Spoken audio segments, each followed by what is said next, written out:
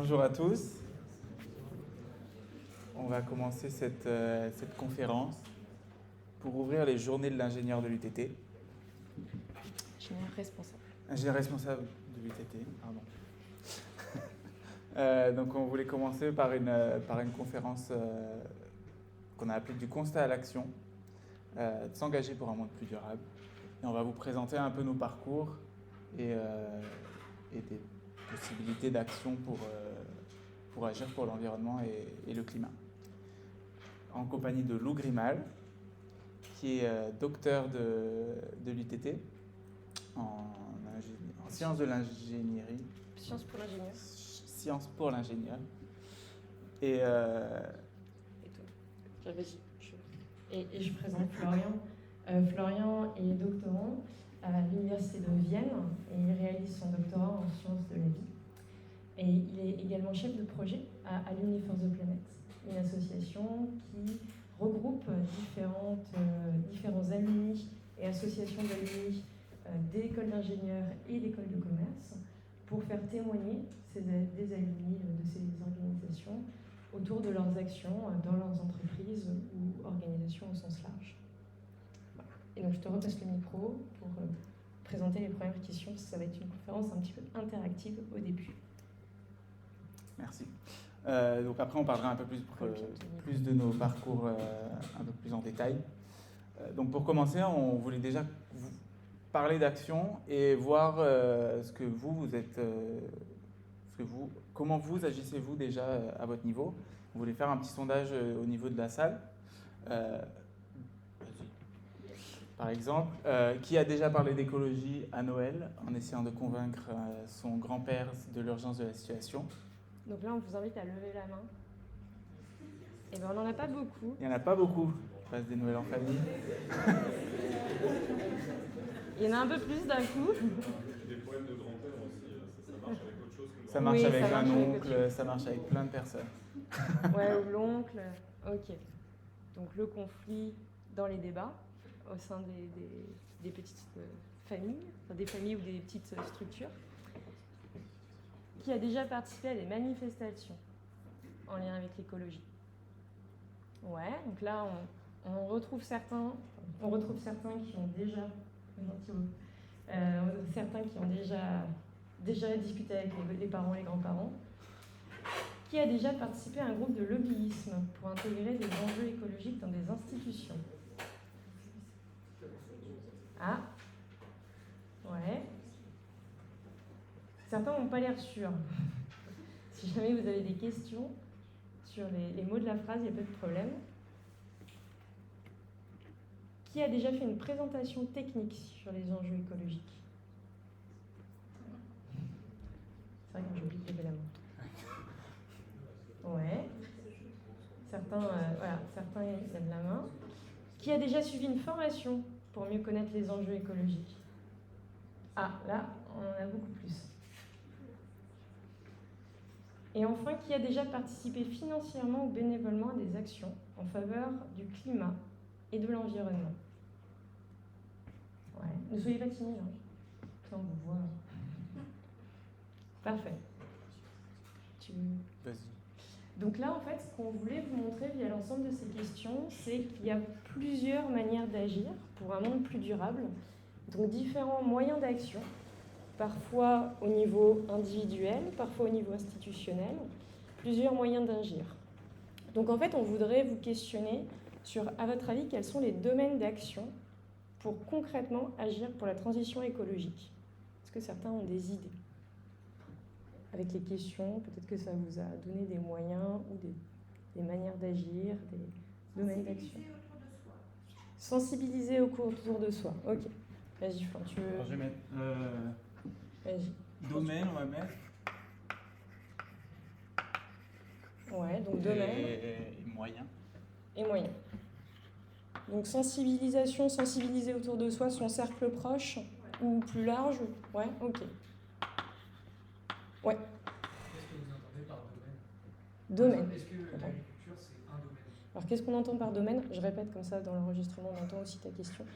Qu'est-ce qu'on entend par domaine? Donc, par exemple, on entend par domaine l'industrie, Ou par exemple, l'école dans laquelle tu es, c'est un environnement dans lequel tu vas être. Mais agriculture, pour moi, c'est un domaine d'action. Donc tu peux mettre aussi industrie, peut-être entre parenthèses, agriculture, ou slash agriculture. Je sais pas, comme tu veux. Je peux faire ce que tu veux. Tu veux faire tout ce que je veux. Pas tout. Ok. Ouais, est-ce que vous avez d'autres idées? Ouais, pardon. La façon de consommer. La façon de consommer, ouais. Donc dans tes actes quotidiens, c'est ça? La façon d'acheter surtout. Ouais, là, ok. Consommation, action. Alors tu le vois. Ouais. Et donc toi, tu parlais des achats. Ok, peut-être particulièrement sur les achats. Consommation, achat.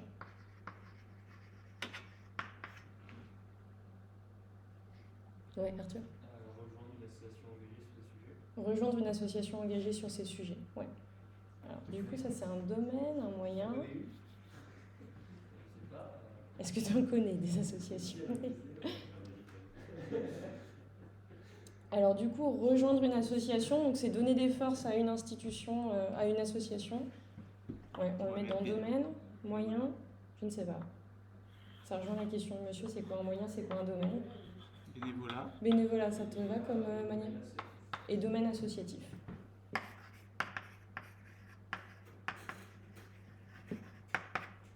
Ouais. Oui. Bon, pour moi, tout me paraît tellement naturel que c'est au quotidien que je le fais, instinctivement. Ouais.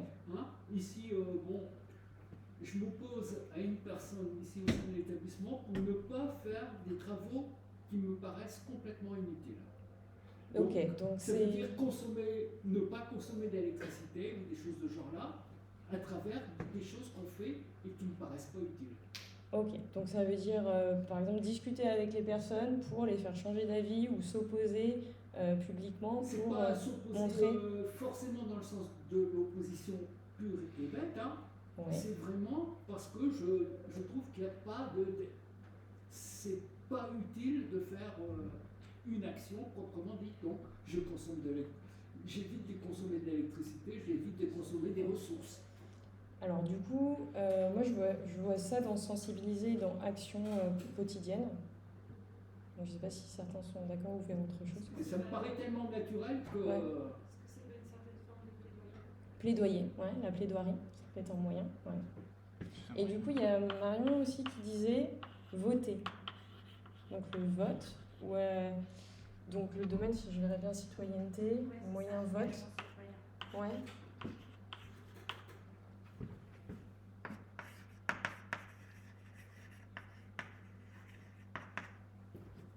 Ouais, est-ce que certains ont d'autres idées qui n'ont pas été... Ouais, il y en a deux, donc vas-y. Dans la consommation, c'est pas seulement nos achats, c'est aussi la façon dont on consomme au quotidien, de changer nos habitudes.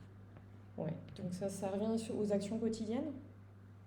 Ok, peut-être qu'on peut mettre actions quotidiennes, parce que j'ai l'impression qu'il y a différents types d'actions. Tu peux avoir des actions parfois phares que tu vas mettre en œuvre avec des copains, des personnes qui sont sensibilisées, des actions quotidiennes qui vont prendre peut-être plus d'efforts sur le long terme.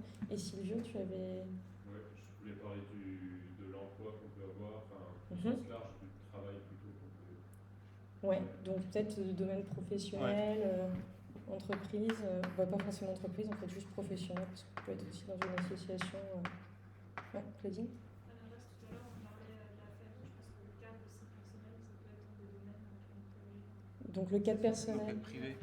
Ouais. Donc le cadre privé comme un moyen d'action, et donc un domaine d'action, et du coup ces personnes-là, dans le cadre privé, tu peux les sensibiliser, faire des actions avec elles, faire du bénévolat, leur faire des plaidoyers pour les faire changer d'avis. Ouais, tu peux pas les obliger à voter ou voter pour eux.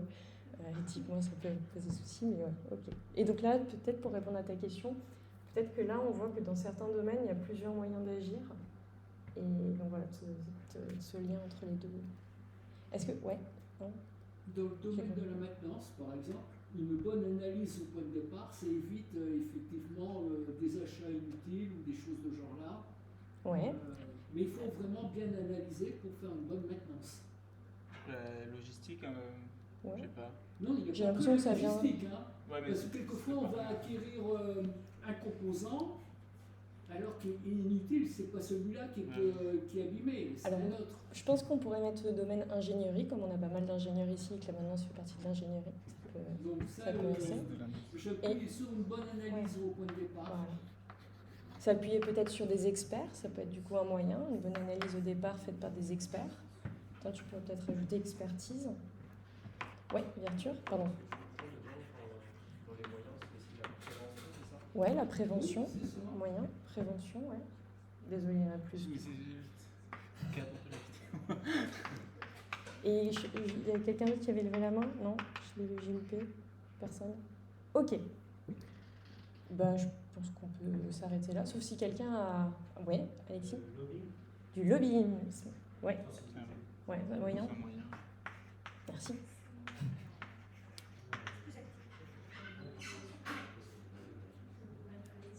Je regarde, si tu te gardes, si tu veux lever la main. Non, ouais, ok. Est-ce qu'on est bon ou certains souhaitent rajouter quelque chose? Bah, dans les moyens, il y a aussi la manifestation, hein. Ouais, donc manifestation. Qu'on est d'accord ou pas, mais ça se fait. Ouais. Alors il y a aussi le représentant de la fondation qui est là. Alors est-ce que l'argent, ça peut pas être un moyen d'action?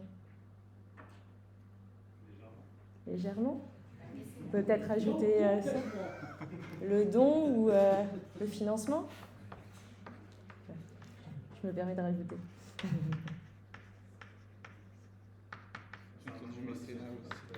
Comment? Voilà, Alumni Force de Planète. Ouais. Ça peut être une association, vous pouvez aider. Ouais. Ok, bon, ben, on est pas mal là-dessus. Donc, ce qu'on voulait vous montrer, c'est qu'il y a différents domaines dans lesquels vous pouvez agir suivant si vous êtes employé d'une entreprise, si vous êtes employé d'une association, si vous êtes acteur dans une association, ou si en fait vous n'êtes pas du tout dans des organismes tiers, mais que vous voulez agir plus dans un cadre privé au niveau familial. Et en fonction des domaines, vous avez des moyens qui existent, certains que vous pouvez vous sentir personnellement... ça peut être facile pour vous de mettre en œuvre et d'autres peut-être auxquels vous n'avez juste pas forcément pensé. Et nous, en fait, donc, on avait défini plusieurs moyens d'action, plusieurs domaines d'action. Donc on avait rajouté la recherche et la pédagogie, l'enseignement comme un domaine d'action. Peut-être que vous n'êtes pas forcément d'accord avec ces domaines qu'on a mis, il n'y a pas de souci, hein, c'est une grille non exhaustive, on peut en discuter. Et à l'inverse, vous voyez, par exemple, citoyenneté, je crois que nous, on ne l'a pas mis, alors que ça peut être un élément particulièrement intéressant. Donc, recherche, tout le monde voit ce que c'est? Ouais, donc produire de la connaissance. Pédagogie, vous pouvez, je pense, le voir à l'université, ce que ça peut conduire, créer des cours, donner des cours, ou pas les donner. Politique et institutionnelle. Donc là, ça peut peut-être recouper un peu citoyenneté, donc la vie politique, et les institutions, donc les institutions par exemple de notre université. Associatif, bon, là je pense qu'il n'y a pas de souci. Entreprise et industrie, donc peut-être votre futur métier en tant qu'employé, ou des organisations, les entreprises de vos parents, les entreprises de vos amis. Et financier, donc par exemple les fondations, mais aussi les associations et d'autres cadres. Et il y a les moyens d'agir. Est-ce que tu veux les donner? Oui. Donc on avait pensé, comme disait Lou tout à l'heure, c'est des moyens d'agir qui sont applicables en fait à tous les domaines, plus ou moins. Et on avait pensé à un moyen d'agir qui était l'influence. Donc ça regroupe un peu, c'est plutôt les moyens d'agir là, mais ça peut, le lobbying, voilà, le don, même le financier et mécénat, même si on a mis une autre colonne, ça peut être aussi, c'est un peu un mot chapeau aussi, l'influence, ça peut regrouper pas mal de moyens d'agir. Mais on avait pensé à regrouper certains des moyens d'agir que vous avez dit sous influence. Ensuite, on avait pensé au don et au bénévolat. Qu'on a aussi ici, qui s'applique forcément plus facilement à l'associatif, mais qui peut aussi s'appliquer à pas mal d'autres moyens, d'autres domaines, et on le verra aussi plus tard, ce que nous, à notre échelle, on a fait à ce niveau-là. Ensuite, on avait mis la sensibilisation et forcément les actions concrètes qui sont plus marquantes, quoi, et plus faciles à définir. Et donc là, ce qu'on a vu depuis le début, c'est que chacun, on a agi à notre niveau, même si ça paraît être une goutte d'eau dans un vase. Mais en fait, il y a plein de moyens d'agir et plein de domaines qui peuvent se combiner et qui remplissent un peu cette grille non exhaustive, comme disait Léo tout à l'heure. Et maintenant, on va chacun présenter un peu nos parcours et ce qui nous a emmenés à témoigner aujourd'hui de ce qu'on a fait au cours de nos vies, de nos longues vies de doctorants, et présenter comment on en est arrivé à vouloir agir pour le climat concrètement, soit dans nos institutions, soit dans la recherche, soit dans le domaine associatif. Donc moi, personnellement, je suis Florent Caillon, j'ai 27 ans, et j'ai été très tôt sensible à l'environnement, sensibilisé en tout cas à la nature et à l'environnement. Et donc très tôt, j'ai été l'enfant un peu relou qui veut que ses parents éteignent la lumière quand il sort d'une pièce, qui est empêché de mettre la clim dans la voiture, voilà. L'enfant un peu relou qu'on regrette. Et donc au départ, je voulais avoir un métier en lien avec l'environnement, mais pas forcément le climat. Et je me suis dit, je vais faire vétérinaire. C'est un métier où on voit des animaux, c'est sympa, c'est la nature. Mais je voulais pas trop passer par une prépa, donc je me suis dit, je vais faire une licence de biologie. Comme ça va m'amener vers Veto, mais au moins j'ai un plus grand visu de ce qu'est la biologie avant de me lancer dans Veto. Et j'arrive à mon premier cours de licence bio, qui était un cours de sédimentologie. Ça fait pas rêver, et je pense que ça fait rêver personne. Mais moi, quand je suis arrivé, j'ai dit « Waouh, la géologie, c'est génial !» Bon, ça a duré pas très longtemps. Mais avec cette première expérience en licence, je me suis aussi rendu compte que mon rêve de vétérinaire, ça collait pas trop à mes envies, en fait. Donc j'ai fait une licence de bio, qui s'est transformée en une licence de bio et écologie, parce que c'était des sujets que je voulais vraiment aborder. Et donc voilà, donc 2012, pour faire un petit rappel de ce qu'était l'écologie à cette époque-là, c'est Eva Joly, pour les élections de 2012, elle a fait 2,3%, même si les écologistes ne font jamais beaucoup de pourcentage. Actuellement, on en parle un peu plus qu'en 2012. Mais pour moi, comme j'étais sensibilisé très tôt au changement climatique, je ne voyais pas de problème, quoi. C'était logique, tout le monde avait en pensée le changement climatique et que ça allait changer, quoi, en gros. Et j'ai ensuite intégré un master en océanographie, en biologie et écologie marine en 2015. Et là, 2015, le repère dans le temps, c'est la COP21.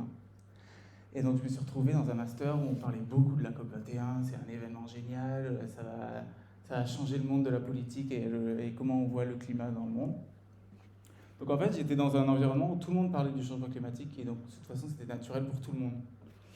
Et je me suis rendu compte au cours de ce master, un peu moins en licence, qu'en fait il y avait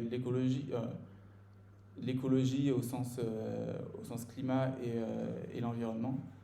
C'était un sujet qui était étudié depuis très longtemps et que tous les scientifiques étaient d'accord, même si à la télé il y avait encore des débats entre les scientifiques qui étaient d'accord avec le changement climatique et les scientifiques qui n'étaient pas d'accord avec le changement climatique, pour les mettre sur le même niveau.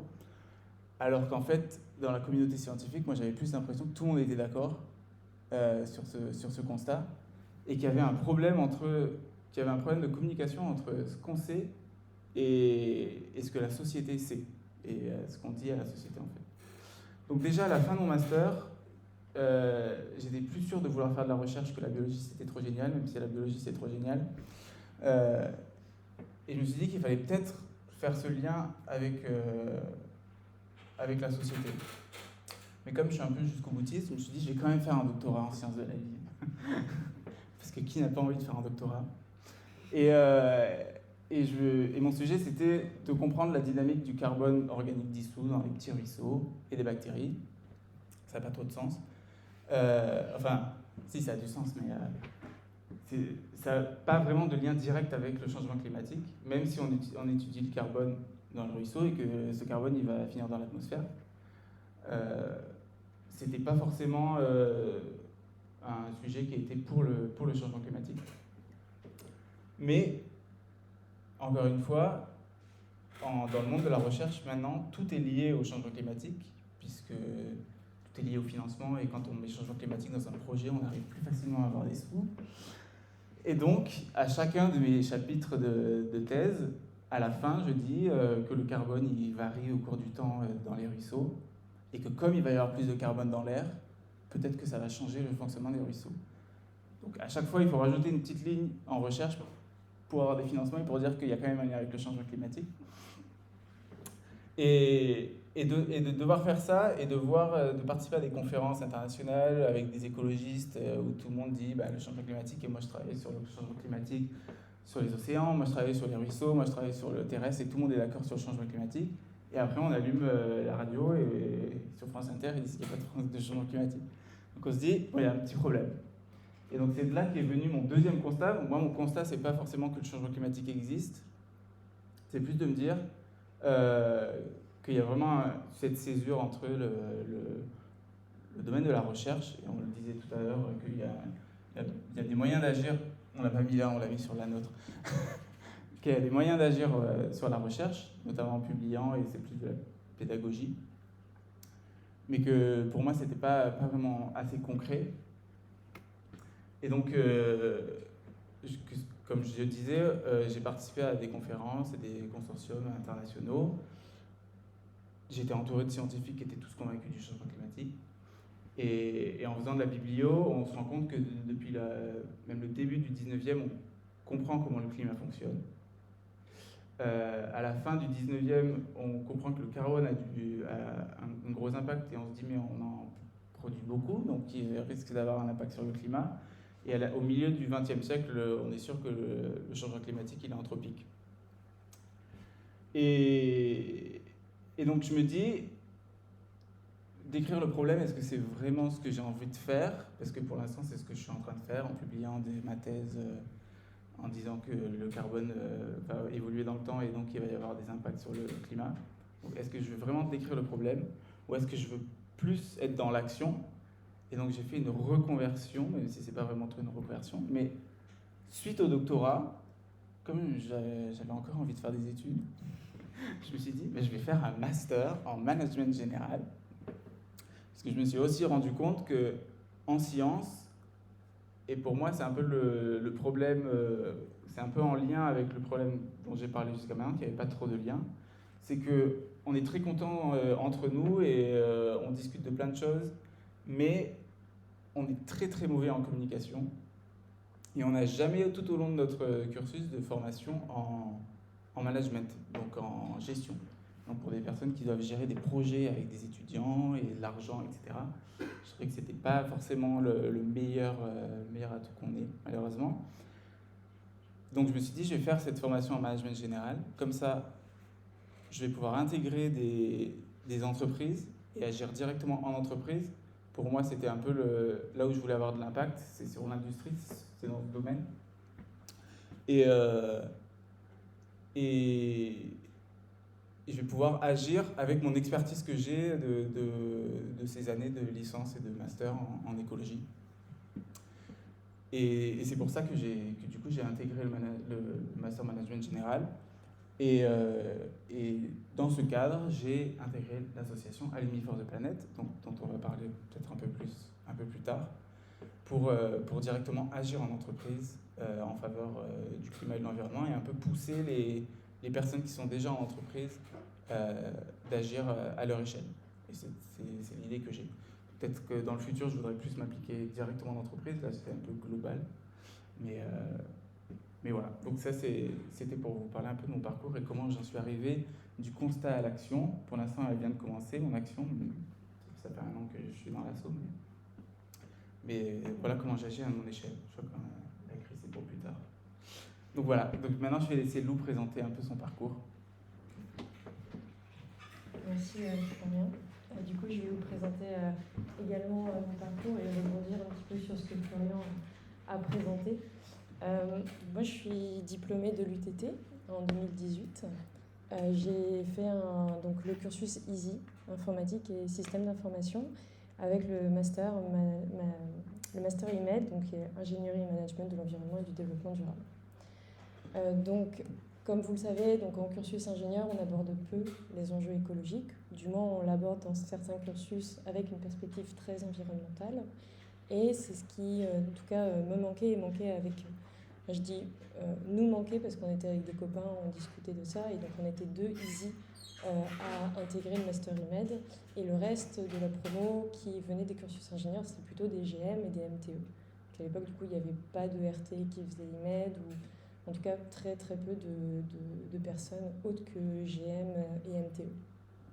Donc en fait, on s'est longtemps demandé ce qu'on faisait dans ce master, parce qu'il y avait très peu de cours qui étaient orientés finalement sur les éléments un peu informatiques. Et ça a été un petit peu compliqué, par exemple, de trouver un stage, ce genre de choses, et d'allier vraiment les questions, donc, moi que j'appelle les questions de soutenabilité, et la technologie et l'ingénierie. Donc suite à ça, j'ai réalisé un doctorat à l'UTT que j'ai fini il y a 1 mois et demi, donc j'étais contente. C'est vrai que qui veut faire un doctorat Voilà, on a vécu cette expérience de doctorat différemment parce qu'au final, moi je l'ai fait en sciences pour l'ingénieur. Donc en sciences pour l'ingénieur, donc on est beaucoup avec des mécaniciens, des personnes qui travaillent en système de production, en automatique, enfin, toutes ces composantes que vous voyez aussi à l'UTT, mais d'un point de vue recherche cette fois. Ce qu'il faut comprendre, c'est que donc, les conférences auxquelles j'ai pu participer, c'est des conférences qui sont tournées autour des questions technologiques avec une sous-section, une session, enfin on a des sessions parallèles et souvent il y a une session sur le développement durable. Et c'est là où on se rencontre tous les hippies. Alors quand je dis tous les hippies de la conférence, sur 300 personnes, on est moins de 10. Et du coup, on se retrouve à chaque fois à toutes les conférences, un peu les mêmes, à discuter de ces sujets-là. Et soit ça intéressait peu au début de ma thèse, soit ça intéressait, mais avec beaucoup d'incompréhension par rapport à l'approche qu'on pouvait avoir sur le domaine, ou, comme je le disais, avec un point de vue très environnementaliste, où on va juste, entre guillemets, s'intéresser à l'impact environnemental de la technologie, le coût carbone, on va faire un peu de recyclage. Mais finalement, il n'y a pas forcément beaucoup de réflexion sur le rôle de la technologie dans les systèmes de production de manière plus générale. Par exemple, quelque chose autour de la décroissance, c'est des sujets qui sont arrivés il y a plus récemment. Au début de ma thèse, ce n'était pas du tout abordé. Et c'est même pas du tout commun et forcément bien vu de l'aborder. Donc voilà, donc là on peut voir des communautés scientifiques un peu différentes, avec du coup les communautés de Florian où c'était abordé de manière, voilà, toutes les séances, à la fin on disait ça. Nous c'était vraiment sur des moments très spécifiques dans des petits groupes finalement. Et donc on était très bien identifiés, on était les hippies de service. Donc voilà, on a participé à des séminaires, des écoles doctorales. Donc des écoles doctorales, c'est quand on regroupe les doctorants ensemble et on travaille une semaine tous ensemble. Voilà, une sorte d'école d'été où on va réfléchir ensemble sur des sujets, avoir des conférences, etc. Des présentations à ce qu'on appelle des sociétés savantes. Une société savante, c'est des chercheurs qui se regroupent autour d'une thématique. Voilà, on a les chercheurs qui se regroupent autour des systèmes de production. C'est une société savante. Et d'autres qui se regroupent autour de la géographie, de plein de thématiques. Et également, une chose que j'ai pu faire pendant mon doctorat, parce que aussi c'était un doctorat où j'avais la possibilité financière de le faire, c'est des longs trajets en train pour aller en conférence. Donc pendant mes 3 ans, j'ai pu aller très souvent en conférence. Mais sur les premières années et demie, je pense, j'ai pris l'avion. Donc moi, c'était des conférences qu'en Europe. Et donc à un moment donné, comme je participais également à l'Université européenne de technologie et que j'étais amenée à prendre l'avion dans ce contexte-là, j'ai dit j'arrête, j'en ai marre, ça ne me plaît pas, ça ne me correspond pas, je me sens en décalage par rapport à moi-même, par rapport à ça, donc j'arrête là-dessus. Et du coup, pour aller à des conférences qui étaient un peu plus loin, par exemple à Stockholm, où on a fait donc avec Claudine qui est également présente et une collègue doctorante qui pas présente mais qui est à l'UTT également, on a pu s'organiser pour aller loin en train, donc en conf. Et ça, c'est un petit peu compliqué dans le milieu de la recherche aussi, parce qu'il y a toute une administration qui nous accompagne quand on fait notre doctorat. On a beaucoup de papiers, il faut aimer l'administratif pour faire un doctorat. Mais du coup, cette administration, elle est habituée à certains processus. Donc voilà, on va en conf, ils nous prennent des billets d'avion, ils nous prennent un hôtel, et voilà. Et donc quand on leur dit, bah non, en fait, vous ne prenez pas un billet d'avion, vous allez plutôt prendre les 4 billets de train là.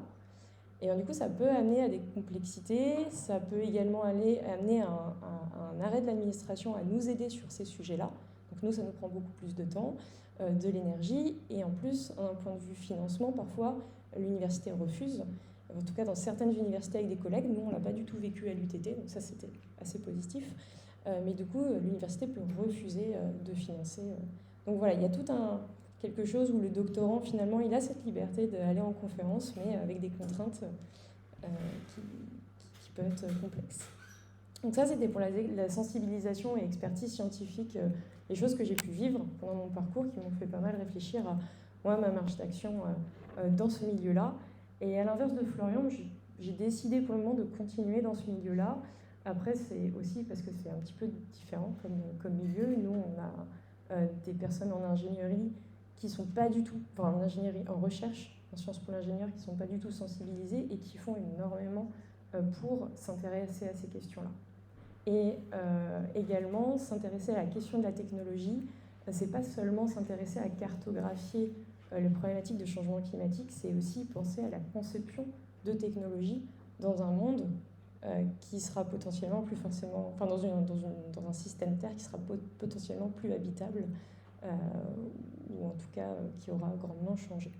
Donc c'est ce côté agir dans un monde de demain qui est possible, en tout cas en recherche pour l'ingénierie, moi qui me plaît, qui m'a fait choisir de continuer, pour rebondir sur ce que tu disais.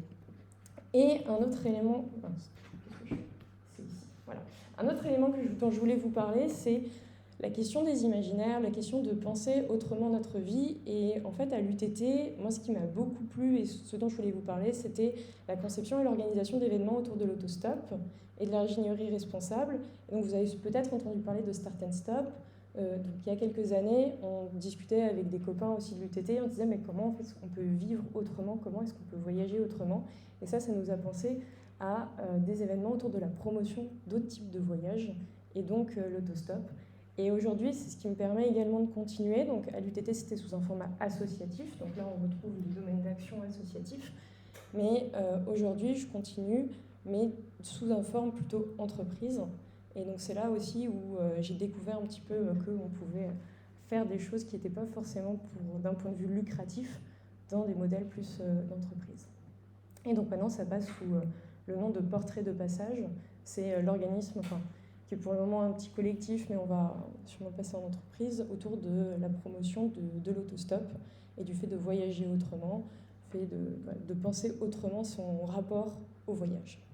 Et puis de pouvoir voyager, même si on va en Meuse, on a l'impression qu'on est parti à l'autre bout du monde, alors que non, nous n'avons fait que 100 km.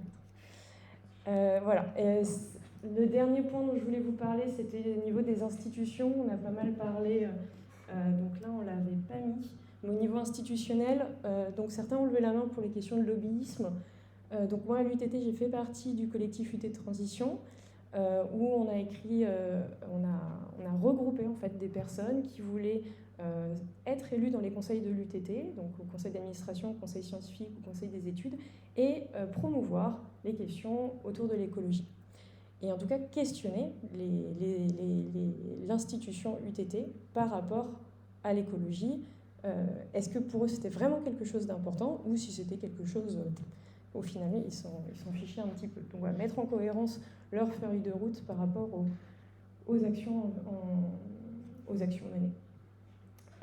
Donc voilà, pousser l'ingénierie responsable dans les conseils de l'UTT. Donc je ne sais pas si vous connaissez UT Transition, si vous en avez entendu parler longtemps. Donc c'était il y a 3 ans, je crois maintenant, et on a été élus pour 2 ans. On a eu des sièges dans tous les conseils et on a porté les questions de l'ingénierie responsable et de l'écologie dans les conseils de l'UTT. Il y a quelques étudiants et doctorants qui ont été élus, qui sont dans la salle, donc on pourra en reparler également si vous voulez. Après, sur les élections qui ont eu il y a 1 an, on n'a pas continué le collectif parce que c'est aussi beaucoup d'énergie. Mais ça a été, je pense qu'on peut dire, une super aventure. Enfin, on s'est éclaté pendant 2 ans, ouais, aussi vieux qui fait comme ça. Et ça nous a permis aussi de gagner en maturité sur ces questions-là et de voir quelle était la force des étudiants et de l'influence qu'on pouvait avoir sur les conseils. Et aussi de l'absence de force qu'on pouvait avoir sur certaines questions, parce qu'en fait, via les conseils, on ne peut pas tout faire. Et il y a des choses qu'on ne pouvait pas attendre.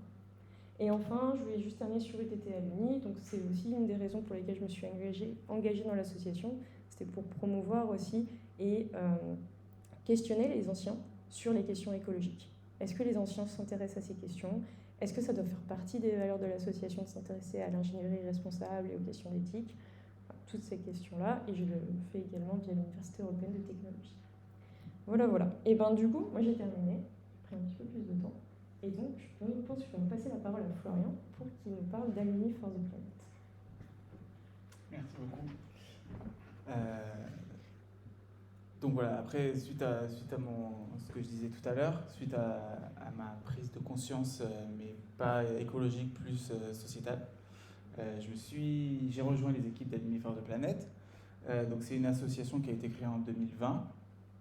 Et donc si on reprend la grille de tout à l'heure, elle vise à agir principalement sur l'entreprise et l'industrie.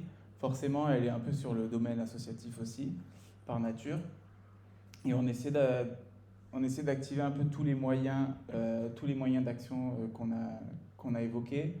Forcément, l'influence, puisque on travaille dans un environnement où il y a pas mal on a des collectivités, on a des entreprises, on a d'autres associations, donc on essaie de peser sur ces moyens d'agir là. Dans le don et bénévolat, c'est pareil, c'est un peu par nature. Et on essaie de sensibiliser les alumni sur les sujets environnementaux et les pousser à faire des actions concrètes en faveur du climat et de l'environnement. Donc, pour présenter rapidement la raison d'être d'Alumni for the Planet, l'objectif, comme je le disais, c'est de mobiliser massivement les alumni autour des sujets environnementaux et de les aider à agir, surtout. Pourquoi les alumni en particulier ? Parce que les diplômés des écoles de l'enseignement supérieur, ils ont souvent des responsabilités au sein des entreprises. Donc si on arrive à les faire bouger et à les faire agir, ça peut avoir un réel impact sur l'entreprise dans un premier temps et sur le bilan carbone des entreprises en général. Et donc comment on les accompagne ? En leur apportant un soutien concret dans leurs projets, leurs plans d'action. Et en collaborant avec les associations d'alumni, dont UTT Alumni, avec qui on a travaillé, et d'autres partenaires.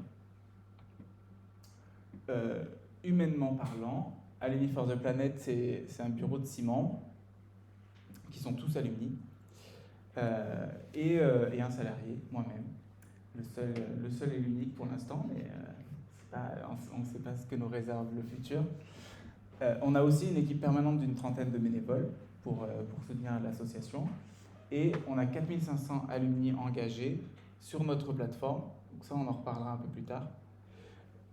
Administrativement, on est une initiative qui est apolitique et non militante. On a été reconnu d'intérêt général l'année dernière. Et comme je le disais, on vise à aider concrètement les alumni à agir. On est soutenu principalement par notre marraine Valérie Masson-Delmotte. Je ne sais pas si vous en avez déjà entendu parler, mais c'était la coprésidente jusqu'à très récemment du premier groupe du GIEC, qui a été publié en avril. Le dernier rapport a été publié en avril, donc maintenant elle est en pré-retraite. Non, elle travaille toujours dans son laboratoire, elle est paléoclimatologue. Et on a aussi le soutien du monde des entreprises via Pascal Desmurger et de la société civile via Yann Arthus-Bertrand. Et on base toutes nos actions sur un conseil scientifique qui est composé de 10 membres qui sont dans des domaines variés, pas tous en lien avec l'environnement, mais c'est justement ce qu'on cherche. Et donc on les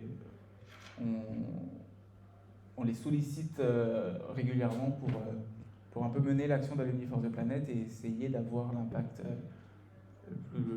le plus important possible. Et on est aussi soutenu par 130 associations d'alumni françaises et internationales. On a aussi le soutien des principales conférences de l'enseignement supérieur en France, notamment la conférence des grandes écoles, la conférence des directeurs des écoles françaises d'ingénieurs. On a récemment eu aussi, ça fait déjà quelques mois, on a récemment reçu le soutien de l'AUF, de l'Agence universitaire de la francophonie, qui regroupe plus de 1000 universités dans le monde qui enseignent en français et qui nous permet justement de nous étendre un peu à l'international parce qu'on n'a pas trouvé d'initiative comme la nôtre dans d'autres pays. Et on est soutenu financièrement, principalement par l'ADEME, le ministère de l'Enseignement supérieur de la Recherche et le MTE, qui maintenant s'appelle MTE-CT, la cohésion des territoires. Et donc ce qu'on fait principalement, c'est on propose des webinaires aux alumni et aux associations d'alumni, donc aux alumni des associations, pas uniquement les alumni qui sont engagés sur notre site. 2 types de webinaires. Le premier, c'est inspirer le passage à l'action. Donc ça, ce sont des webinaires thématiques. Le but, en moyen d'action, c'est principalement de sensibiliser. Et au cours de ces webinaires, on fait intervenir 2 personnes. La première personne, c'est un expert qui est expert des sujets qu'on va aborder dans le changement climatique. Et la deuxième personne, c'est un témoin, et c'est la personne un peu la plus importante, ou la personne clé de ces webinaires, c'est que c'est un alumni, donc une personne qui est en entreprise, et qui a agi en faveur du climat et de l'environnement à son échelle, pas forcément en faisant partie du COMEX de l'entreprise. On dit souvent que si une entreprise, pour être modifiée, ça doit forcément venir du haut, mais c'est pas le cas. C'est pas toujours le cas, c'est pas le cas. Et donc, le but de ces webinaires, c'est de montrer aux alumni une personne qui est comme elle et qui est passée à l'action et se dire que si cette personne l'a fait, pourquoi je ne le ferai pas à mon tour. Et une fois qu'on a réussi à sensibiliser et à accrocher ces alumni, on leur propose un deuxième type de webinaire qu'on appelle « Accompagner l'action dans la durée », dont on est en train de changer le nom à « Concrétiser l'action dans la durée », parce que c'est mieux concrétiser. Parce que les alumni, ce n'est pas des enfants qu'il faut accompagner, c'est vraiment des webinaires de travail où les personnes viennent avec leurs difficultés et leurs envies, et on travaille sur leur plan d'action pour qu'ensuite elles puissent retourner en entreprise et agir concrètement. Donc ça, c'est des webinaires qu'on propose tous les mois pour qu'ils puissent revenir à chaque fois avec leur plan d'action et leurs difficultés et qu'on les accompagne pour qu'ils concrétisent leur projet. Pour le premier type de webinaire, on en a déjà organisé une vingtaine depuis 2021. On aborde plusieurs thèmes, on essaie de différencier en plusieurs thèmes. Donc à chaque fois, là, vous avez à gauche l'expert. Donc on a fait intervenir déjà pas mal de personnes. Et à droite, c'est les témoins, donc qui ont déjà agi en entreprise et qui témoignent de leurs actions. Donc on aborde 6 thématiques jusqu'à maintenant. La première thématique, c'est changement climatique et action d'entreprise, c'est extrêmement large. Mais après, on a des thématiques un peu plus spécifiques comme la sensibilisation ou agir sur le bilan carbone spécifiquement des entreprises. On a des webinaires sur la biodiversité, sur la collectivité aussi. Donc là, on arrive sur le domaine plutôt citoyenneté ou politique et institutionnel.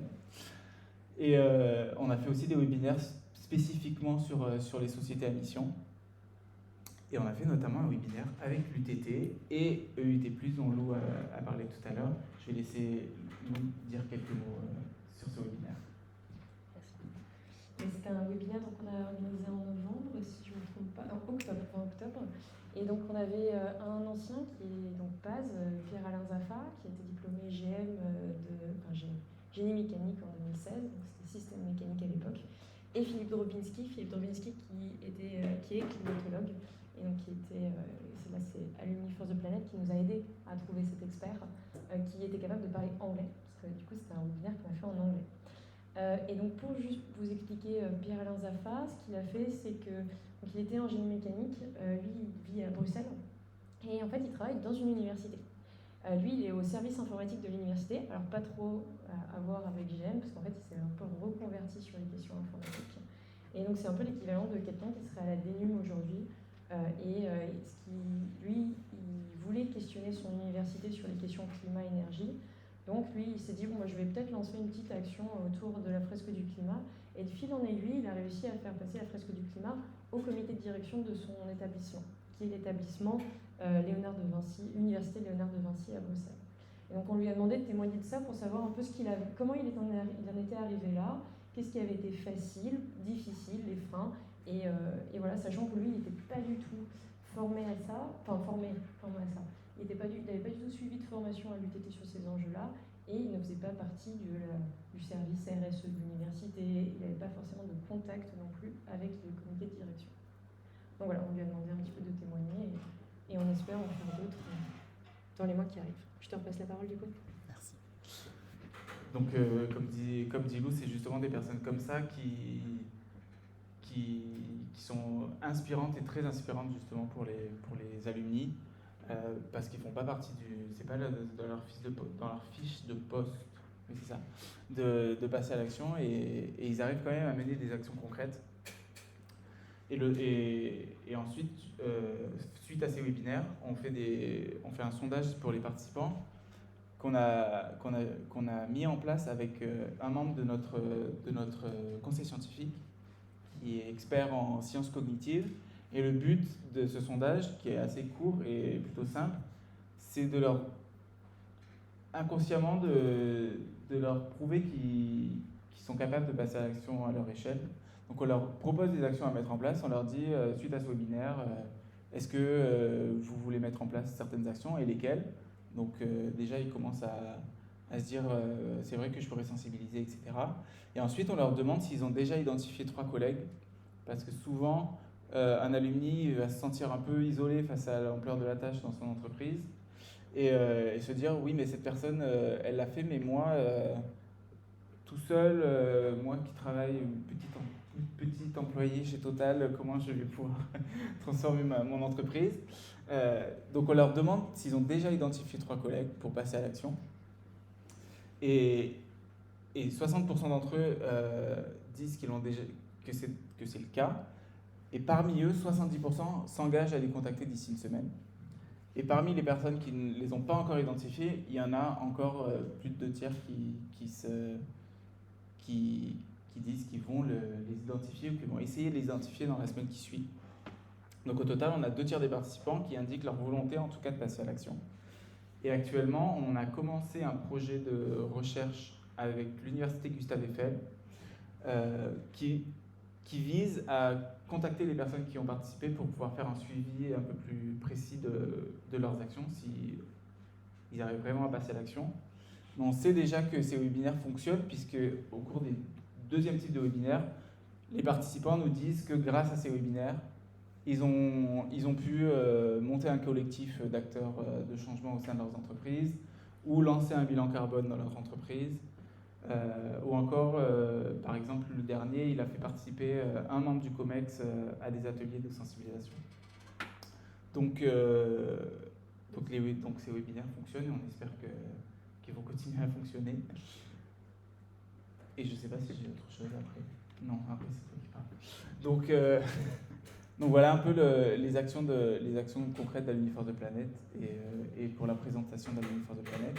Et maintenant, on va reprendre un peu les grilles où tu parles pour voir à quel niveau on agit, et tout ce dont on vient de présenter, nos parcours et Alumni-Force de Planète, etc.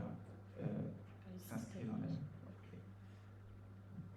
Oui, je vais rapidement donner 2 exemples d'actions du TT Alumni, parce que comme on vous a présenté nos parcours, et donc Florian a présenté Alumni-Force de Planète, vu que TT Alumni, il n'y a pas le mot environnement, écologie dans le nom, donc de se poser la question de qu'est-ce qu'une association d'alumni peut faire pour accompagner, quelles actions on peut mener sur les questions écologiques ou du climat. Alors du coup, je me suis posé la question de ce que l'UTT Alumni avait fait jusque-là. Donc avec des discussions avec les membres du conseil d'administration du TT Alumni, je souhaitais vous parler du Pass Interrail et le rôle qu'a joué UTT Alumni dans la faisabilité ou dans le fait de pousser cette initiative. Donc, je vais juste présenter globalement l'initiative. Alors moi, je n'ai pas du tout fait partie des discussions, des réunions. Donc là, je parle vraiment au nom de l'association. Et donc si certains qui ont fait partie des groupes de travail, peut-être Océane d'ailleurs, ouais, parce que je me suis demandé s'il y avait quelqu'un dans la salle qui avait fait partie ou Thibaut de la Fondation, n'hésitez pas à me le dire. Donc ça, faudra juste parler fort ou je vous donnerai le micro.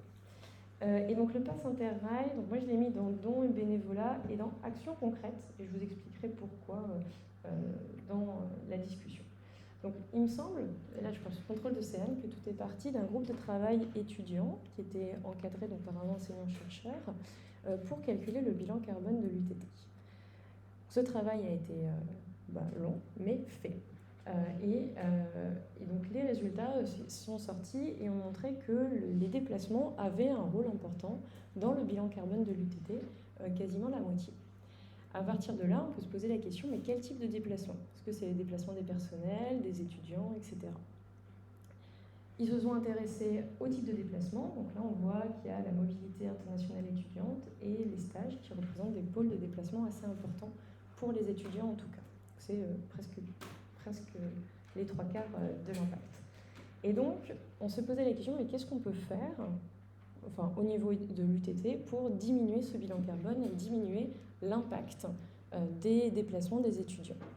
Alors, il y a plusieurs idées qui sont arrivées et l'une d'entre elles était de proposer aux étudiants qui partaient en Erasmus, donc en Europe, au lieu de partir en avion, de leur financer un mode de transport plus doux et donc leur financer un Pass Interrail. Et donc à partir de là, en fait, le rôle du TT Alumni, ça a été plus de fluidifier la mise en place de ce Pass Interrail. Donc quand on a cette idée, comment à l'UTT, avec quelle personne niveau administratif on va discuter pour mettre en place ce dispositif? Est-ce qu'on va avoir les relations internationales? Qui finance? Quel est le budget à l'UTT qui est disponible pour ça? Et en fait, toutes ces questions, UTT Alumni, les anciens, connaissant bien à la fois l'UTT, le fonctionnement et en fait, les membres de l'institution, ont pu aller voir donc la fondation pour le financement ou mettre dans la boucle les relations internationales et donc ont permis de fluidifier la mise en place d'un Pass Interrail pour quelques étudiants qui partiraient à l'étranger et qui souhaiteraient, au lieu de prendre l'avion, prendre le train. Donc là, j'ai mis les logos en fait, de la UTT Alumni et de la Fondation parce qu'il y a eu une vraie collaboration de ces deux institutions pour accompagner l'UTT et l'institution UTT dans la mise en place de ce Pass Interrail. Ce qui était un petit peu difficile côté UTT parce qu'en fait, personne ne savait vraiment qui allait être en charge du projet, comment le prendre en main, comment lancer ce truc, est-ce qu'il faut le proposer en CA, est-ce qu'il faut en CA, quel conseil et donc en fait, UTT Alumni et la Fondation étaient là pour accompagner, structurer, rassurer. Et ça a été vraiment un travail d'accompagnement. Et pourquoi c'est important? Donc, l'idée du TT Alumni, c'est de parler de cette initiative, parce que le faire à l'UTT pour les étudiants de l'UTT, c'est super, mais on reste dans un microcosme UTT. Et l'idée, c'est de proposer aussi d'inspirer d'autres acteurs, donc potentiellement nos partenaires de l'Université européenne de technologie, donc ceux qui sont à Riga, ceux qui sont à Darmstadt, à Sofia, à Cluj-Napoca, et également d'autres alliances. Parce que l'Université européenne de technologie, ce n'est pas la seule alliance européenne qui existe, il y en a 44 en tout, donc 43 autres, que l'on pourrait inspirer en montrant ce que l'UTT est capable de faire et en leur proposant en fait, de répliquer en tout cas cette initiative. Donc vous voyez un petit peu le cheminement qui a permis à différents acteurs qui avaient donc des intuitions, d'actions, des idées, de concrètement les mettre en place et ce qu'une association d'alumni peut faire. Et donc au tout départ dans la grille, si vous vous rappelez, j'avais mis don, bénévolat et action concrète. Donc là, c'est une action concrète, mais ça passe par du don et du bénévolat, parce que donc, nous, on a des bénévoles au sein de l'association qui ne sont pas payés pour le temps qu'on passe, parce qu'on a envie de mettre du temps dans l'accompagnement de ce type de projet, et du don, parce que finalement, ces Pass Interrail, ils sont financés par des dons faits à la Fondation UTT. Est-ce que j'ai bien... Good. Ok, super. Voilà. D'ailleurs, en parlant des dons, on a une entreprise qui a été créée par un alumni de l'UTT qui nous a versé de l'argent pour acheter déjà au moins à peu près une dizaine de passes. Super. Donc voilà, donc on a déjà. Il y a un ancien aussi, assez connu ici, qui a fait un don pour acheter des passes intérieures. Ok, donc des anciens qui s'engagent déjà pour faire des dons, pour financer une dizaine de passes interrail Eh bien, parfait. Et donc aussi, j'y pense maintenant, il y a par exemple des expertises qui sont à l'UTT. Par exemple, pour Relations internationales, ils ont une expertise pour distribuer des financements, parce qu'ils font ça pour les bourses Erasmus. Donc il y a des expertises à l'UTT, donc on va demander aux personnes des Relations internationales de nous aider dans la distribution de ces passes interrail, de comment ils font, leur processus, etc. Donc c'est vraiment une collaboration des trois institutions. Et du coup, c'est ça qui est super intéressant. Et j'avais un deuxième point que je voulais aborder, c'est la formation du comité de direction de l'UTT aux enjeux environnementaux. Et donc Florian a parlé du webinaire que nous avons organisé avec Alumni for the Planet, avec Pierre-Alain Zaffa, qui donc a formé son comité de direction aux enjeux environnementaux. Et donc à ce webinaire, nous avions plusieurs membres de l'UTT qui étaient présents et qui se sont dit pourquoi pas, en fait, on pourrait aussi le faire à l'UTT. Et suite à ça, donc, il y a eu des discussions qui se sont mises en place et on a finalement 4 anciens qui ont formé le comité de direction aux enjeux climat-énergie via une fresque du climat et un atelier prospectif autour des actions que pourrait mener l'UTT autour des enjeux climat. Donc c'était une prospective, on a leur fait travailler l'UTT dans 20-30 ans avec 2 groupes. Un groupe très positif sur l'avenir de l'UTT et un groupe très négatif sur l'avenir de l'UTT. Et on a vu en fait dans quel mode d'action ils pouvaient se projeter par rapport à ça. Et donc vous voyez un petit peu les retours qu'on a eus. Donc on a eu notre directeur d'établissement qui était présent, et avec toute son équipe de direction. Et à droite, les différents ateliers. Ce qui était intéressant, c'est de voir dans quelle mesure c'était difficile pour l'équipe de direction de se projeter dans des choses positives. Donc des petits, je vous montre quand même, c'est assez intéressant. Ici, c'est le groupe qui avait parti sur le scénario optimiste de l'UTT. Comment est-ce qu'on peut être visionnaire? Et à gauche, c'est le groupe très pessimiste, comment l'UTT va mourir. Et en fait, c'était beaucoup plus facile, et c'est très régulier dans les ateliers, de se projeter sur quelque chose de très pessimiste, parce qu'on part toujours sur des trucs très cyniques et on s'octroie des droits pour aller... Enfin, c'est beaucoup plus facile. Donc ça a été un petit peu plus dur sur l'optimisme, et on espère qu'ils vont pouvoir travailler à partir de ces ateliers pour construire leur plan d'action. Voilà, et donc là, sur le... c'est pas le passant. Oui, ça c'est le... J'ai mal mis le titre, mais donc formation du CODIR UTT aux enjeux environnementaux. Là aussi, on retrouve du bénévolat. C'est une forme de sensibilisation. Et en même temps, je l'ai mis aussi dans l'action concrète, parce que concrètement, on a fait un atelier avec eux, avec l'ensemble de l'équipe, et on les a briefés sur certaines choses au niveau scientifique. Donc c'est là où moi j'avais du mal dans notre grille à faire la distinction entre sensibilisation et action concrète, et je pense que la fresque du climat, ça rentre au final dans les deux. Voilà un petit peu le truc. Et je voulais également vous finir sur une présentation de la feuille de route du TT Alumni qui a 3 points majeurs, parce qu'au final j'ai pas mal parlé du TT Alumni, de ce qu'on faisait, mais je ne vous ai pas vraiment présenté les 3 points phares sur lesquels l'UTT Alumni travaille. Donc UTT Alumni, l'association des anciens de l'UTT, qui a 3 points majeurs dans sa feuille de route. Une communauté d'entraide solidaire et professionnelle, le premier point.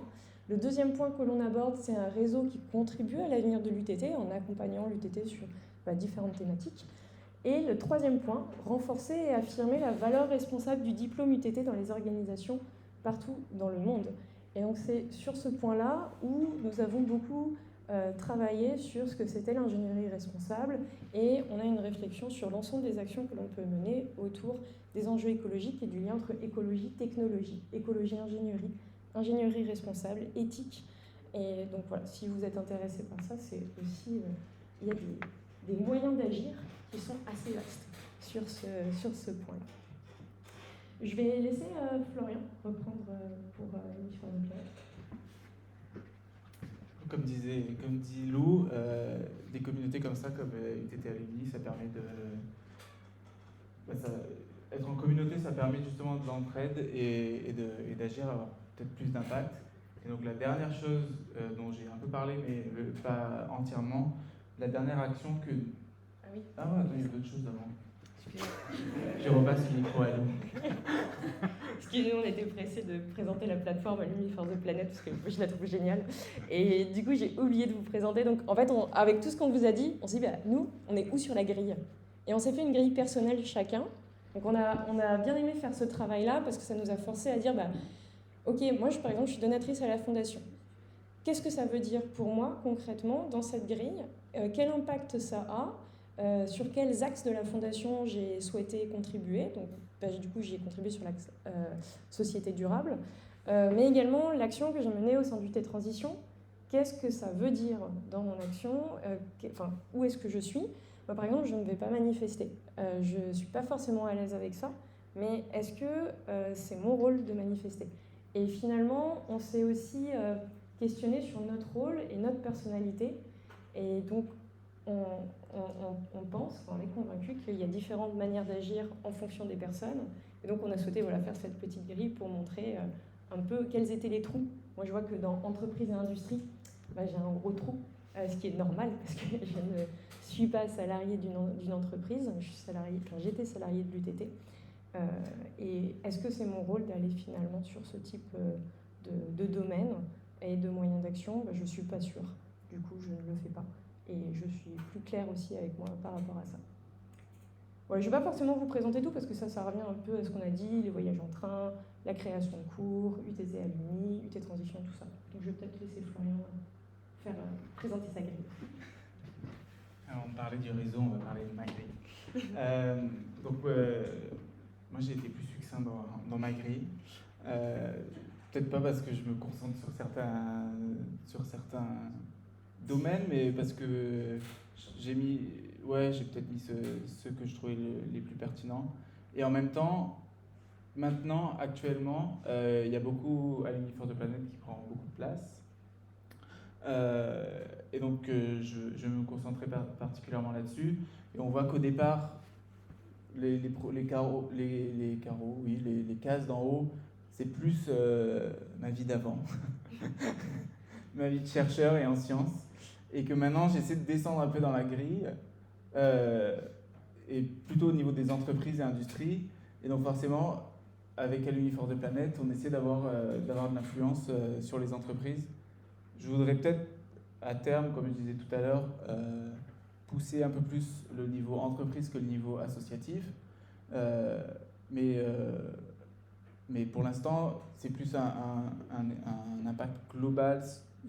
En tout cas, on essaie avec Alumni for the Planet d'avoir un impact global sur plusieurs entreprises en même temps.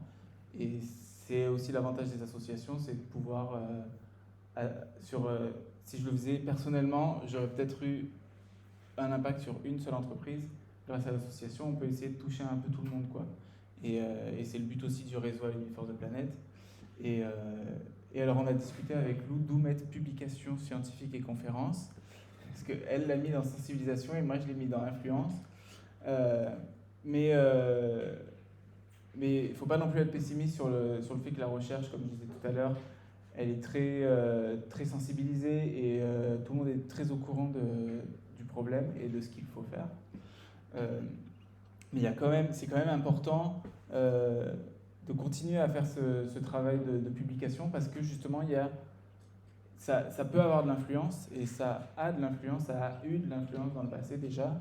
On parle de la COP21, mais il y a eu des actions qui ont été engagées grâce à la recherche, notamment sur le trou dans la couche d'ozone et des aérosols, qui d'abord étaient un sujet un peu tabou, qui ont été étudiés par les scientifiques et qui ont abouti à une interdiction totale dans le monde des aérosols. Et donc la recherche, ça fonctionne quand même de temps en temps. C'est un peu rassurant. Et donc je voulais finir, même si j'ai un peu spoilé tout à l'heure, je voulais finir avec le dernier pôle d'Alumni for the Planet. À la base, avant d'être des webinaires, le but des fondateurs de l'association, c'était de connecter les alumni entre eux, les alumni dans une même organisation ou dans une même ville même, parce qu'on a vu déjà qu'on essaie d'agir aussi au niveau collectivité. Et donc on a créé une sorte de réseau social où l'inscription est gratuite. D'ailleurs, je vous invite tous à scanner le code et à vous inscrire gratuitement.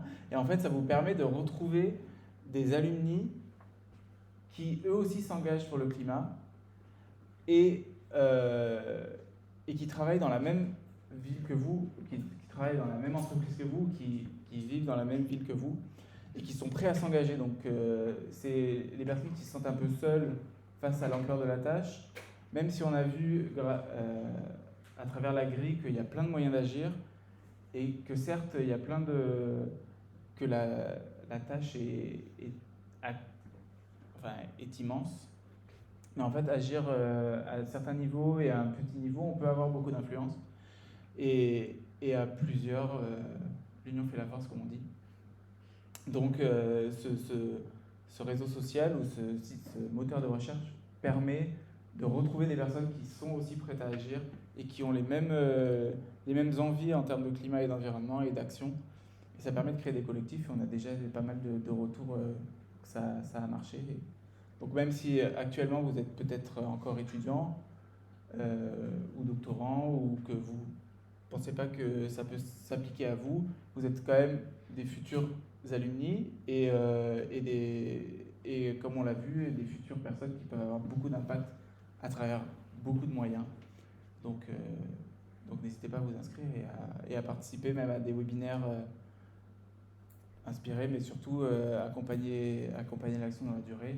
Si vous avez des projets personnels et des plans d'action et que vous n'arrivez pas ou vous ne savez pas par quel bout prendre ces actions, n'hésitez pas, tous nos contenus sont gratuits. Voilà. Avec ça, je pense qu'on a terminé un peu notre présentation sur nos parcours et sur nos institutions, chacune de nos institutions, je ne trouve pas le mot, respectives. Donc si vous avez des questions, surtout n'hésitez pas. Et demain, je serai au forum aussi si vous avez envie de discuter plus en détail. Voilà. Merci beaucoup.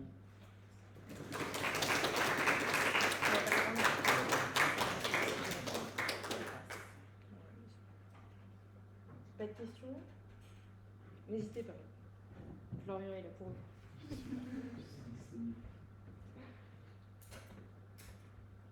Non, pas de questions. Donc, nous, on va rester, je pense, une petite demi-heure. Donc, si jamais certains veulent partir ou si d'autres veulent rester pour échanger, on est disponible pour le moment. Ouais, c'est dit. Si on n'est pas encore tout à fait amis, on peut s'inscrire. Oui, bien sûr. Vraiment attendre d'avoir le peu en bas. Non, comme je disais. Oui. Oui, je vais même mettre là-bas, comme ça on m'entend pas. Comme je disais, les étudiants d'aujourd'hui sont les alumni de demain. Et on a des actions aussi au niveau de la ville. Et vous pourrez trouver, il y a organisation, ville et école. Donc vous pouvez aussi trouver des alumni du l'UTT qui sont engagés sur ces sujets-là. Et donc engager des discussions et agir au niveau institutionnel. C'est le seul qu'on n'a pas vu. Donc, du coup, sur la plateforme, tu as donc, le nom de la personne, tu as un moyen de contact, comment ça se passe? oui, Est-ce que c'est un petit réseau social en fait? c'est un petit réseau social. Grosse concurrence à Twitter et à Facebook. Il y a une messagerie interne, ce qu'on peut utiliser, mais on ne sait pas trop si elle est utilisée d'ailleurs. Mais il y a beaucoup de personnes qui ont mis leur profil LinkedIn, donc ils se connectent entre eux via LinkedIn et ils créent des collectifs comme ça. C'est comme ça que fonctionne la plateforme. Voilà. Du coup, si vous n'avez pas de questions, j'ai peut-être des questions pour vous. Est-ce que du coup certains se sont posés la question, ont découvert des moyens d'agir auxquels ils n'avaient pas forcément pensé, ou se projettent dans des domaines d'action qu'ils n'avaient pas pensé au départ? Comment est-ce que ça vous parle, ce genre de choses? Et je voudrais vous filer le micro. En fait, c'est question t'entendra pas.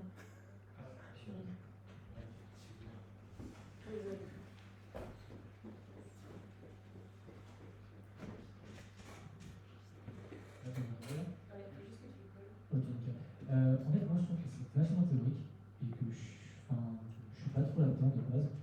Et j'étais venu là pour avoir vraiment des actions concrètes. Et concrètement, je sais pas trop ce que vous faites et je suis assez perdu. Enfin, c'est pas négatif, c'est juste que j'étais là pour un peu mieux comprendre. Et je trouve que c'est vachement théorique, beaucoup de. Comment dire, c'est de la sensibilisation, mais concrètement, vous avez des actions, des plans d'action, je sais pas, des exemples à nous présenter pour que ça soit un peu plus clair pour moi ou peut-être pour d'autres, je sais pas. Peut-être pas que présenter les actions des alumni qui ont témoigné. Donc au niveau de l'association, au niveau entreprise. Tout à l'heure, vous avez parlé de Fast Pass, je me souviens plus son nom, mais concrètement, qu'est-ce qu'il a fait? Oui, voilà, c'est ça. Donc pour prendre l'exemple de base ou d'autres témoins d'ailleurs, pour le coup là c'était de la sensibilisation. Donc c'est une personne qui est en entreprise et donc un alumni, un employé lambda entre guillemets, qui s'est formé à la fresque du climat. Il me semble que c'était la fresque du climat. Et du coup qu'il a proposé à sa direction. Donc c'est des outils que nous on promeut via nos webinaires, via justement ces témoignages-là, des personnes qui l'ont fait. Et c'est des outils qui sont disponibles pour les alumni et pour les employés. Et le but de notre association, c'est plutôt de leur prouver que d'une part c'est possible, et on leur donne aussi des actions concrètes, comment réussir à déployer cette fresque au sein de l'entreprise. Donc c'est d'abord créer un collectif, donc ça peut passer via la plateforme, donc c'est connecter des alumni entre eux, et ensuite c'est en parler autour de soi via le collectif, commencer à en parler à la hiérarchie, présenter la fresque du climat, comment ça marche, comment on peut la proposer aux collaborateurs. Souvent ça passe par du temps personnel à côté du professionnel. Il y a beaucoup de nos témoins qui, au fur et à mesure du passage à l'action, vont modifier leur temps de travail ou prendre une journée spécialement pour ces sujets-là. Parce que encore aujourd'hui, même si on en parle beaucoup du changement climatique, même en entreprise, etc., c'est pas forcément accepté au sein des entreprises, ou alors on va en faire pour faire un produit vert, mais on va pas trop. C'est plus du greenwashing qu'autre chose pour mettre les mots. Et donc les personnes sont obligées de prendre du temps à côté pour agir. Et donc là, c'est la sensibilisation, mais aussi il y a aussi le bilan carbone. Donc on les accompagne, on leur explique ce que c'est un bilan carbone. Il y a scope 1, scope 2, scope 3. Donc souvent les bilans carbone c'est fait sur 2 scopes. Et le 3e scope c'est tout ce qui est extérieur à l'entreprise en fait. Donc tous les transports, etc., qui ne sont pas souvent pris en compte dans les bilans carbone, mais qui peuvent avoir un gros impact sur le bilan final. Et nous, on leur explique ce que c'est un bilan carbone et quels sont les outils qu'ils ont à leur disposition pour le déployer en entreprise. Et comme ce sont des personnes qui ne sont pas formées officiellement, ce n'est pas leur fiche de poste de faire du changement climatique, enfin pas du changement, mais plutôt de la sensibilisation et de l'action pour le climat. Nous, on les accompagne avec des coachs, donc c'est un service qui est gratuit, mais c'est des coachs professionnels qui connaissent on appelle ça le leadership éthique, mais qui va leur donner des clés d'action et comment arriver à convaincre surtout sa direction de travailler sur ces sujets-là. Notre exemple phare, c'est souvent Pierre-Olivier Chacun. Je ne sais pas si on l'a vu sur un des slides, mais c'est une personne qui travaille chez EDF et qui a eu l'idée qui était sensibilisé de son côté et qui voulait aligner justement son perso et son pro, et qui a été formé à la fresque du climat, et qui l'a proposé d'abord à son équipe, puis à son manager, puis à son secteur, et qui a finalement réussi à convaincre la direction, qui a réussi à former le directeur de l'époque d'EDF, qui lui a pris la décision de former les 160 000, je crois, collaborateurs d'EDF. Donc c'est une petite action, une petite goutte d'eau qui, au fur et à mesure et de proche en proche, a réussi à faire de la sensibilisation à grande échelle. Après, la sensibilisation, c'est une première étape. Forcément, après, il y a toute la refonte en fait, de l'économie d'une entreprise, quoi. Et ça vient petit à petit. Donc voilà, je ne sais pas si ça répond à ta question d'action concrète. Il y a plein de choses qui est possible de faire. Et on a aussi sur notre site internet toute une rubrique J'agis qui recense un peu toutes les actions qui sont possibles de faire et un peu des to-do list, quoi, de comment mener ces actions à bien dans son entreprise ou dans sa vie. Voilà. Ça commence par moi qui vous installe aussi dans cette action.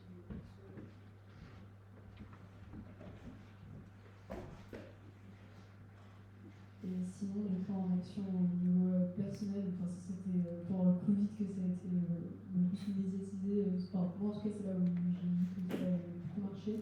Il y a le site Ça commence par moi, où là tu as vraiment une liste d'actions que tu peux faire chez toi, ou sensibiliser autour de toi tes amis, ta famille, tu peux faire. Voilà. Enfin, c'est pas du tout la même échelle entre l'entreprise et l'action dans le personnel, mais tu as ce genre de choses-là. Et tu veux me parler un petit peu? Ok, moi je voulais parler plus institution, vu que en fait j'étais à UT Transition avec quelques personnes qui sont là. Et en termes d'actions concrètes, ce que tu peux faire quand tu es dans le conseil, donc c'est typiquement dans la campagne emploi du conseil d'administration, qui est-ce qu'on embauche? Est-ce qu'on va embaucher des gens qui vont apprendre aux étudiants à creuser des puits de pétrole, ou est-ce qu'on va embaucher des gens qui s'intéressent à l'énergie renouvelable, comment est-ce qu'on construit une éolienne, un panneau solaire? Bon là, on est quand même toujours sur des dispositifs technologiques, mais ça te donne un petit peu l'idée, quand tu es dans les institutions, qu'est-ce que ça veut dire influencer? Donc tu as la campagne emploi, tu as le budget, est-ce qu'on met du budget pour ouvrir un nouveau laboratoire, ou est-ce qu'on met du budget pour l'UTT, faire en sorte qu'elle soit mieux isolée thermiquement, parce qu'on sait tous que c'est une grande serre. Voilà, tu as ce genre de choses-là qui peuvent être abordées dans les conseils. Il y a également un exemple d'un ancien qui a participé à la création d'un syndicat qui prend en compte les questions écologiques. Donc, c'est Printemps écologique, le nom. Et donc, ça, c'est une autre marge de manœuvre d'action. Je ne sais pas si vous avez des témoignages de personnes qui ont choisi l'axe des syndicats dans les entreprises pour agir. En tout cas, certains anciens se posent cette question-là. Et en fait, là, typiquement, ça rejoint un petit peu l'action en termes de manière d'agir de lutte et transition, parce qu'au final, tu es dans le conseil de l'entreprise et tu questionnes l'activité de l'entreprise, tu rappelles la loi, parfois, qui dit des choses au niveau des entreprises sur les questions écologiques et qui souvent n'est pas du tout prise en compte. Donc ça, c'est aussi une autre manière d'agir qu'on n'a pas trop abordée, parce que c'est pas notre domaine d'expertise, mais qui peut être intéressante. Non. On n'a pas de syndicat. Oui. Quelles sont les actions que vous prévoyez envers les personnels des universités, des écoles d'ingénieurs et ainsi de suite? Je répète juste la question pour l'enregistrement. Quelles sont les actions que l'AMI Faisoplanète prévoit pour les personnels des universités? Alors nous, pour le coup, on considère les universités et les écoles comme des entreprises, en fait, parce que c'est une institution, mais il y a des dirigeants et ça brasse aussi pas mal de monde, que ce soit des étudiants, mais aussi finalement toute l'administration d'une école et d'une université. Et donc, on a eu l'exemple de Paz qu'il a fait au sein de son université à Bruxelles. Lui, pour le coup, sa démarche, c'était pas forcément de proposer la fresque à tout le monde, mais il s'est dit que si ça allait changer, ça allait venir du haut, donc il a vraiment proposé la fresque qu'à la direction de l'université, quoi. Mais ensuite, ça peut mener à des changements,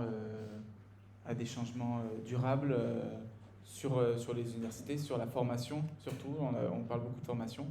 Nous, on se positionne pas trop de ce côté-là pour le coup, parce que